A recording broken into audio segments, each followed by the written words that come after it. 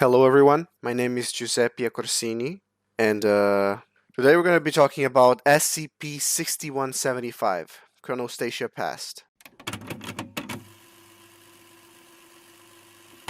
Item number SCP-6175, Special Containment Procedures.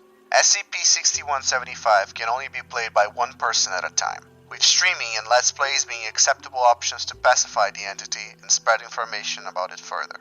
Marketing by Twitter, Reddit, and other social media are also accepted, keeping in mind the themes and target audience of the game, that being mostly teenagers and adults age 18 to 24, fans of the SCP Foundation and its stories.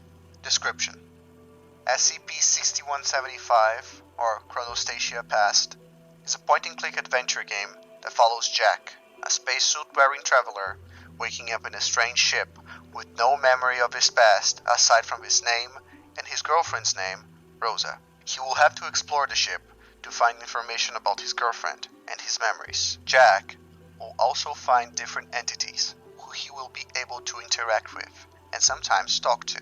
These entities will either help him along his journey or prematurely end it. While looking for his past, Jack will find the story of the marooned ship and how it ties to its own.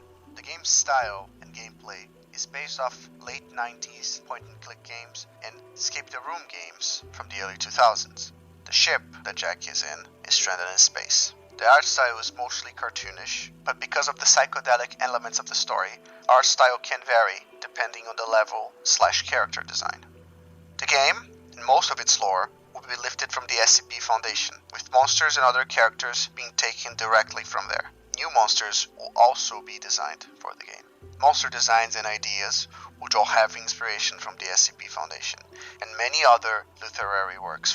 There are monsters and creatures all over the ship, some aggressive towards Jack, and some not. Jack will suffer various mimetic effects throughout the game, so it will be hard for the player to tell what's real and what isn't. The story has dark undertones and focuses on the main character's psyche, with some dark humor here and there. It will follow mostly the main character walking around the ship. The ship is semi-open world. It's open for exploration, although the player will not be able to access most of it before progressing through the story. The game will mostly be focused on dialogue and puzzle solving. The technology I chose to use is Haxels for the pixels. Not a very good pixel artist, but I try my best. Photoshop for, editing of the images. And Unity for programming of the game in general. That's that. Thank you for listening, if indeed you still are, and I hope you liked it.